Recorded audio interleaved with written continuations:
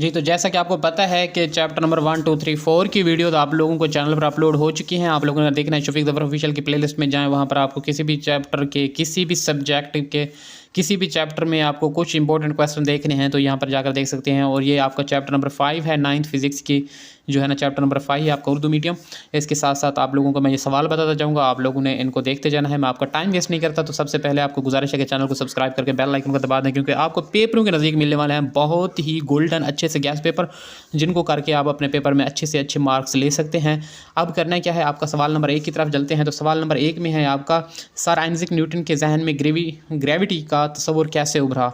ये इसका जवाब है। अगर आप यहाँ से देखना चाहते हो देख लेते हैं, लेकिन अगर आप अपनी बुक से करना चाहते हैं तो अपनी बुक से टिक करते जाएं, या अपने साथ में रजिस्टर या नोटबुक रख लें, वहाँ से देख कर यहाँ से देख कर वहाँ पर सवाल नोट करते जाएं, फिर अपनी बुक में टिक करके वहाँ पर आपने याद करना है।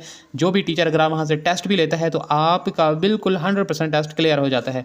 सवाल नंबर 2 है, ग्रेविटेशन फोर्स से क्या मुराद है। सवाल नंबर 3 है, ग्रेविटेशन का कानून बयान करें। सवाल नंबर 4 है, फोर्स ऑफ ग्रेविटेशन को हम अपने इर्द गिर्द महसूस क्यों नहीं कर पाते। और सवाल नंबर 5 है, ग्रेविटेशनल फील्ड से क्या मुराद है। सवाल नंबर 6 है, ग्रेविटेशनल फील्ड की ताकत से क्या मुराद है। और उसके बाद सवाल नंबर 7 है, ज़मीन की सतह के करीब ग्रेविटेशनल फील्ड की ताकत कितनी होती है। सवाल नंबर 8 है, में कीमतें दर्ज करने में ज़मीन का मास मालूम करें। ये एक मसावात दी गई है, वो कह रहा है कि इसमें कीमतें दर्ज करने से ज़मीन का मास मालूम करें। तो ये ज़मीन का मास मालूम करने के लिए है m=r/g और g, मतलब ये यहाँ पर इस तरह से आप कर लेते हैं। इसकी मिसाल भी दी गई, आप लोग यहाँ से देख सकते हैं या अपनी बुक से देख सकते हैं। सवाल नंबर 9 है, बुलंदी के साथ जी में कैसे तब्दीली आती है, या जी की कीमत मुख्तलिफ जगहों पर मुख्तलिफ क्यों होती है। वेरी इंपॉर्टेंट शॉर्ट क्वेश्चन, हर साल पेपर में आता है, उठाकर देख लें पेपर कोई भी। उसके साथ साथ सवाल नंबर 10 है, साबित करें क्या ज़मीन की सतह से ज़मीन के रेडियस के बराबर मज़ीद बुलंदी पर जी की कीमत 1/4 रह जाती है, या अगर आर को दुगना करते जाए तो मसावात में क्या तब्दीली होगी। तो इतना इंपॉर्टेंट नहीं है, अगर आप करना चाहते हैं तो कर लें। उसके बाद साबित करें कि ज़मीन की सतह से ज़मीन के 2 गुना रेडियस के बराबर बुलंदी पर जी की कीमत का 9वां हिस्सा है। तो ये इसकी मसावातें हैं। ये आपका जो पूरा चैप्टर है ये मसावातों पर मबनी है। और सवाल नंबर 13 है, 1000 किलोमीटर की बुलंदी पर जी की कीमत मालूम करें। ये सारा जी क्या है। उसके सवाल नंबर 14 है, जी और जी में क्या फ़र्क है, बड़ा जी और छोटा जी में क्या फ़र्क है। ठीक है, तो ये इस तरह से आपको जवाब लिखना होगा। उसके बाद ये आज़ादाना गिरते हुए जिस्म के, ये मतलब उसका जवाब लिखा हुआ है, अगर आप करना चाहते हैं तो कर लें, अगर अपनी बुक से करना चाहते हैं कर लें। सवाल नंबर 15 है, सैटेलाइट की तारीफ बयान करें और उनकी इकसाम के नाम लिखें। सवाल नंबर 16 है, मसनूई सैटेलाइट से क्या मुराद है। सवाल नंबर 17 है, कुदरती सैटेलाइट से क्या मुराद है। सवाल नंबर 18 है, जियोस्टेशनरी सैटेलाइट की तारीफ करें और नीज़ इसकी सतह ज़मीन से बुलंदी और स्पीड बयान करें। उसके बाद जियोस्टेशनरी ऑर्बिट की तारीफ करें। उसके बाद कम्युनिकेशन सैटेलाइट से क्या मुराद है, ज़मीन की सतह से उसकी बुलंदी लिखें।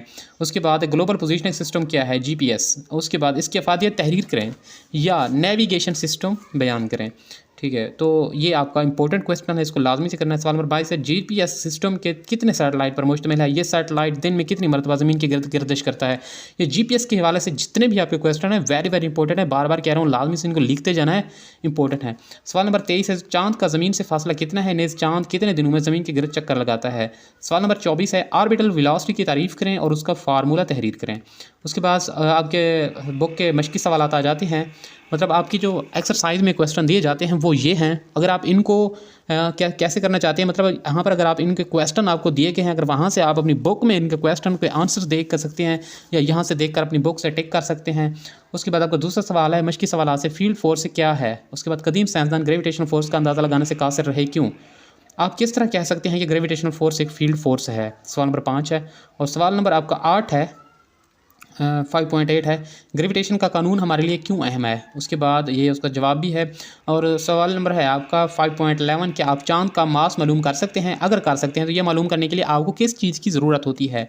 उसके बाद आपका सवाल नंबर 5.13 है, जी की कीमत बुलंदी के साथ किस तरह तब्दील होती है, वजाहत करें। उसके बाद आपका सवाल नंबर 5.15 है, न्यूटन ग्रेविटेशन का कानून सैटेलाइट्स की मोशन को समझने में किस तरह मदद करता है। उसके बाद सवाल नंबर जो है ना 5.16 है, किस सैटेलाइट की ज़मीन गर्दिश किन चीज़ों पर मुनहसर होती है। सवाल नंबर 5.17 है, कम्युनिकेशन सैटेलाइट जियो स्टेशनरी ऑर्बिट में क्यों भेजे जाते हैं।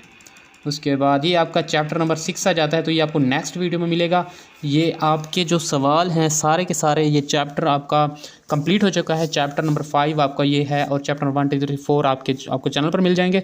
अगर आप आगे के भी देखना चाहते हैं तो चैनल को ज़रूर विजिट कीजिए, क्योंकि इस चैनल पर आपको हर तरह के latest gas golden gas paper आपके पेपर लीक अगर हो जाते हैं तो सबसे पहले इसी चैनल पर आपको मिलते हैं। तो इसलिए मैं कहता हूँ कि चैनल को सब्सक्राइब करके बेल आइकन को ज़रूर दबा दीजिएगा ताकि आपसे कोई भी वीडियो ना मिस हो पाए। तो मिलते हैं चैप्टर नंबर 6